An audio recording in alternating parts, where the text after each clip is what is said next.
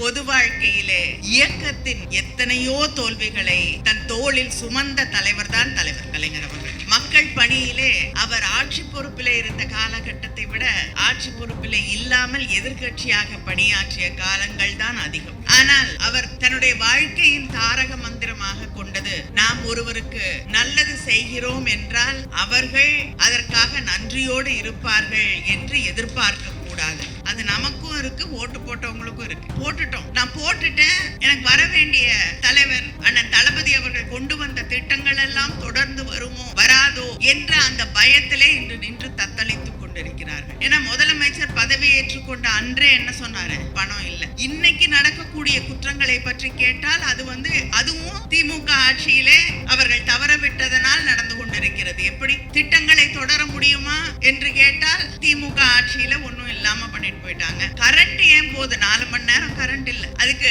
அமைச்சர் என்ன பதில் சொல்றாரு? ஃபியூஸ் எடுத்துட்டு போயிடுறாங்களாம். இப்படி எதற்கு எடுத்தாலும் நம்மை குறை சொல்லக்கூடிய அது ஒண்ணுதான் அவங்களுக்கு தெரிஞ்ச பதில். தமிழ்நாட்டுக்கு எத்தனையோ லட்சம் கோடி முதலீடுகளை கொண்டு வந்த ஆட்சி திராவிட முன்னேற்ற கழக ஆட்சி. ஒரு நாடாளுமன்ற உறுப்பினராக நான் வருத்தத்தோடு சொல்கிறேன், என்னோட தொகுதிக்கு கப்பல் கட்டும் தொழிற்சாலை வர வேண்டி இருந்தது. MOU சைன் பண்ணியாச்சு, இன்னைக்கு இல்ல. இந்த அரங்கத்திற்குள் நான் நுழைந்த போது இங்கே சில சகோதரிகள் என்னை அணைத்து கொண்டு கண்ணீர் விட்டார்கள். மேடையிலே கூட இறுக்கமான முகத்தோடும் கனத்த மனத்தோடும் கண்களிலே நீரோடும் உரையாற்றியவர்களை நாம் பார்த்தோம். ஒன்றை நாம் நினைவிலே வைத்துக் கொள்ள வேண்டும். தலைவர் கலைஞர் அவர்களுடைய பிறந்த நாளை கொண்டாடி கொண்டிருக்கிறோம். தன் வாழ்நாளில் தான் போட்டியிட்ட இடங்களிலே தோல்வியை காணாத ஒரு தலைவர் என்றால் தலைவர் கலைஞர் அவர்கள். ஆனால் பொது வாழ்க்கையிலே இயக்கத்தின் எத்தனையோ தோல்விகளை தன் தோளில் சுமந்த தலைவர் தான் தலைவர் கலைஞர் அவர்கள். மக்கள் பணியிலே அவர் ஆட்சி பொறுப்பிலே இருந்த காலகட்டத்தை விட ஆட்சி பொறுப்பிலே இல்லாமல் எதிர்கட்சியாக பணியாற்றிய காலங்கள் தான் அதிகம்.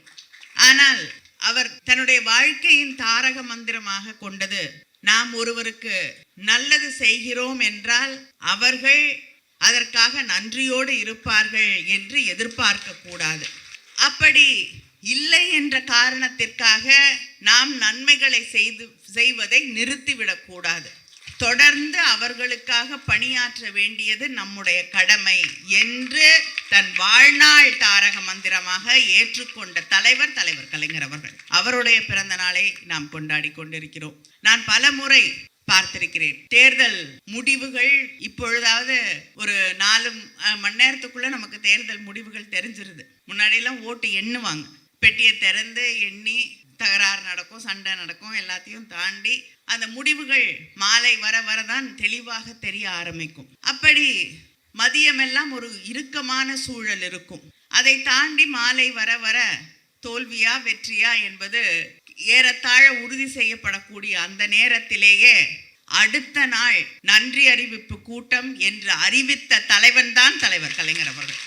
அடுத்த நாள் முரசொலியிலே கடக உடன்பிறப்புகளுக்காக கடிதம் எழுதிய தலைவர் தான் தலைவர் கலைஞர் அவர்கள்.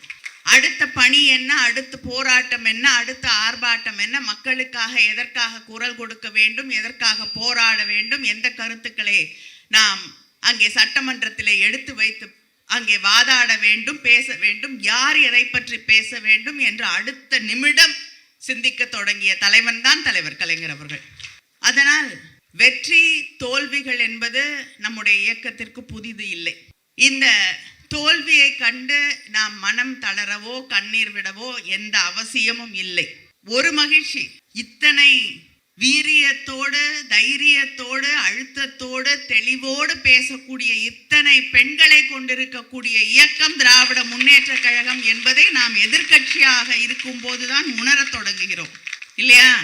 அதற்கே நாம் மகிழ்ச்சி அடைய வேண்டும். வருத்தப்படலாம். எத்தனையோ திட்டங்களை நம்முடைய முதலமைச்சர் அண்ணன் தளபதி அவர்கள் உருவாக்கி தந்திருக்கிறார்கள். அந்த திட்டங்கள் எல்லாம் தொடருமா என்ற கவலை அத்தனை பேருக்கும் இருக்கிறது. அது நமக்கும் இருக்கு, ஓட்டு போட்டவங்களுக்கும் இருக்கு. போட்டுட்டோம்.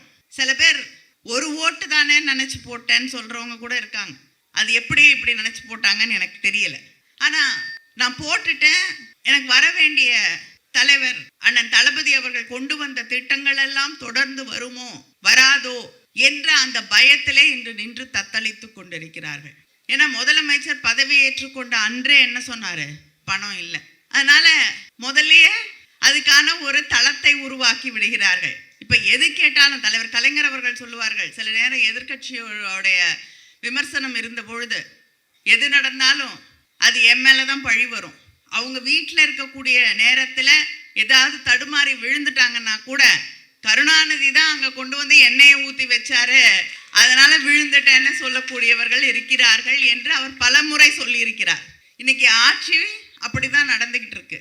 எதுவாக இருந்தாலும் முன்னாடி இருந்தவங்க பணம் இல்லாமல் செஞ்சுட்டாங்க. முன்னாடி இருந்தவர்கள் இன்று பெண்களுக்கு எதிரான குற்றங்கள் தினமும் நடந்து கொண்டிருக்கக்கூடிய குழந்தைகளுக்கு எதிரான குற்றங்களை இந்த அரசு கட்டுப்படுத்த முடியாம நிறுத்த முடியாம இருக்கக்கூடிய சூழலை நாம் பார்த்து கொண்டிருக்கிறோம். இன்னைக்கு நடக்கக்கூடிய குற்றங்களை பற்றி கேட்டால் அதுவும் திமுக ஆட்சியிலே அவர்கள் தவற விட்டதனால் நடந்து கொண்டிருக்கிறது. எப்படி திட்டங்களை தொடர முடியுமா என்று கேட்டால் திமுக ஆட்சியில ஒன்றும் இல்லாம பண்ணிட்டு போயிட்டாங்க. கரண்ட் ஏன் போகுது? 4 மணி நேரம் கரண்ட் இல்லை. அதுக்கு அமைச்சர் என்ன பதில் சொல்றாரு? ஃபியூஸ் எடுத்துட்டு போயிடுறாங்களாம். இப்படி எதற்கு எடுத்தாலும் நம்மை குறை சொல்லக்கூடிய அது ஒண்ணுதான் அவங்களுக்கு தெரிஞ்ச பதில். எந்த பிரச்சனையையும் தீர்ப்பதற்கு அவர்கள் சிந்திப்பதற்கு தயாராக இல்லை. நம்முடைய அண்ணன் தளபதி அவர்கள் ஆட்சி பொறுப்பேற்றுக் கொண்ட பொழுது அதற்கு முன்னால் 10 வருஷம் அதிமுக ஆட்சி இருந்தது. அங்கே ஆட்சி எப்படி நடந்ததுன்னு நமக்கு தெரியும். கோவிட் காலத்தில் கூட மக்களை காப்பாற்ற தவறிய ஒரு ஆட்சி நடைபெற்றது. ஆனால் ஆட்சி பொறுப்பு கூட ஏற்றுக்கல. நம்முடைய முதலமைச்சர் அண்ணன் தளபதி அவர்கள் பொறுப்பு கூட ஏற்றுக்கல. வெற்றி பெற்று விட்டோம் என்று தெரிந்த உடனேயே அதிகாரிகளை எல்லாம் அழைத்து மக்களை எப்படி ஆட்சி பொறுப்பேற்றுக் கொண்டவுடன் காப்பாற்றுவது என்று சிந்திக்க தொடர்ந்த நம்முடைய திராவிட இயக்கம், திராவிட மாடல் அதுதான். ஆனா இன்னைக்கு ஆட்சி பொறுப்புக்கு வந்த பிறகும் பொறுப்பில்லாமல் பேசிக்கொண்டிருக்கக்கூடிய ஒரு சூழலை நாம் பார்த்து கொண்டிருக்கிறோம். எதுவா இருந்தாலும் இன்னைக்கு சிங்கப்பெண் படை என்று இருந்த ஒன்றை புதுசா பேர் எல்லாரும் சொன்னாங்கல்ல, காப்பி பேஸ்ட் ஸ்டிக்கர், என்ன கிட்டத்தட்ட எந்த திட்டம் இருக்குன்னே தெரிய மாட்டேங்குது. உங்களுக்கு தெரிஞ்சாதானே நம்ம புதுசா பண்றோமா இல்லையான்னு உங்களுக்கு தெரியும். முதலாக பெண்களை காவல்துறையிலே கொண்டு வந்தது தலைவர் கலைஞர் அவர்கள். பெண்கள் பாதுகாப்புக்காக ஒரு தனியாக பிரிவை உருவாக்கியது நம்முடைய ஆட்சியிலே, திராவிட முன்னேற்ற கழக ஆட்சியிலே நம்முடைய அண்ணன் தளபதி அவர்கள். எனக்கு புதுசா பேரு கொடுத்து யூனிஃபார்ம் கொடுத்தீங்கன்னா அது புது திட்டமா மாறிடுமா? ஆனால் சரி பரவாயில்ல, நீங்க என்ன வேணாலும் பண்ணுங்க, அதை பத்தி எந்த பிரச்சனையும் கிடையாது, நீங்க புதுசா பேர் வைங்க. ஆனா பெண்களை தயவு செய்து இந்த ஆட்சியிலே அவர்களுக்கு பாதுகாப்பை எதை சொல்லி ஆட்சிக்கு வந்தீங்களோ அதை செய்யுங்க. எதை வேணாலும் தேர்தல் அறிக்கை குழு முதல்ல நம்முடைய முதலமைச்சர் ஆக இருந்த நம்முடைய அண்ணன் தளபதி அவர்கள் எங்களுக்கு சொன்னது என்னன்னா, எதை செய்ய முடியுமோ அதை மட்டுமே வாக்குறுதியா கொடுங்க. இதை செய்யறோம் அதை செய்யறோம்னு மக்களை ஏமாத்தாதீங்க. நாம நினைச்சிருந்தா கூட எதை வேணாலும் சொல்லியிருக்க முடியும். ஆனால் எதை செய்ய முடியுமோ அது மட்டுமே திராவிட முன்னேற்ற கழகத்தின் தேர்தல் அறிக்கையிலே இருந்தது. ஆனா இன்னைக்கு ஆட்சி பொறுப்புல இருக்கக்கூடியவர்கள் எதோ சொன்னாங்க. 6 சிலிண்டர் காத்துட்டு இருக்கீங்கல்ல, இன்னைக்கு 1 சிலிண்டர் கிடைக்கிறதே பெரிய கனவாக மாறிக்கொண்டிருக்கக்கூடிய சூழலிலே 6 சிலிண்டர் வரும்.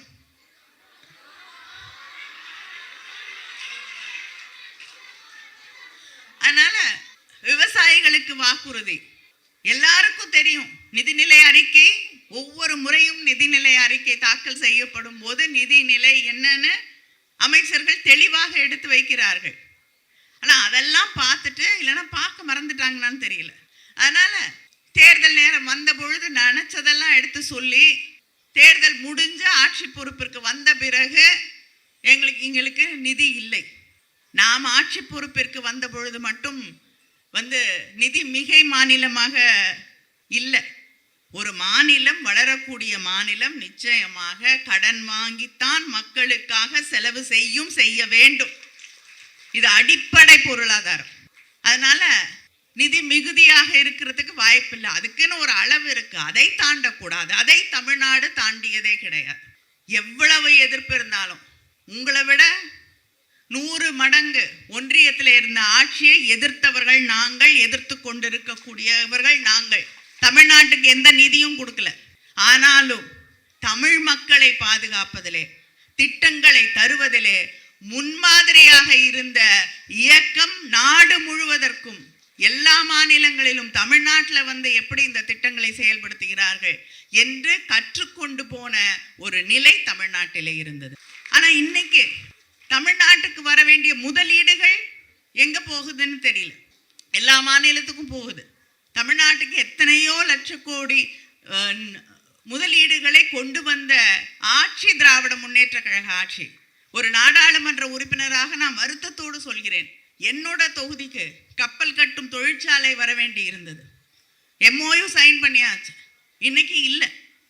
ஆயிரக்கணக்கானவர்களுக்கு வேலை வாய்ப்புகளை உருவாக்கி தரக்கூடிய ஒரு தொழிற்சாலை, உப்பளங்களிலே கஷ்டப்பட்டு கொண்டிருந்த அந்த மக்களுக்கு ஒரு மாற்று பாதையை, எதிர்காலத்தை உருவாக்கி தரக்கூடிய ஒரு தொழிற்சாலை இன்னைக்கு இல்லை.